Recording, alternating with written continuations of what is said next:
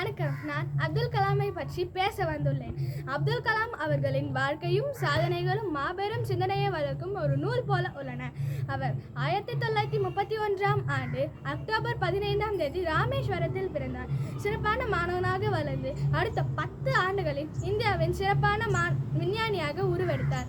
இந்தியாவின் முதன்மையான ஏவுகணை திட்டங்களுக்கு வழிகாட்டியவர். பிருத்வி, அக்னி போன்ற ஏவுகணைகளை உருவாக்குவதில் அவரது பங்களிப்பு குறிப்பிடத்தக்கது. அவர் இந்தியாவை அணுசக்தி வாய்ந்த நாடாக மாற்ற பல முயற்சிகளை மேற்கொண்டார்.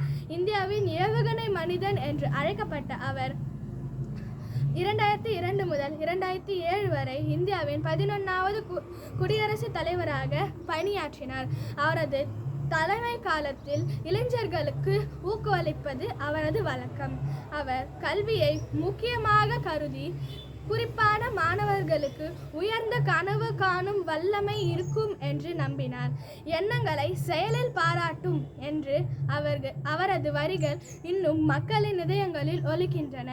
அவருடைய அடியெழுத்து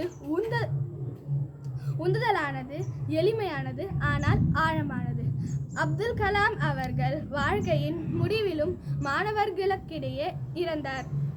2015ஆம் ஆண்டு ஜூலை 27ஆம் தேதி மேகாலயா மாநிலத்தில் ஒரு கல்வி நிகழ்ச்சியின் போது மாணவர்களுக்கு உரையாற்றியிருந்த போது அவர் இறந்தார். ஆனால் அவரது எண்ணங்கள், அவரது கனவுகள், அவரது விந்தைகள் என்றும் நம் மனசாட்சியில் வாழ்ந்து கொண்டிருக்கும்.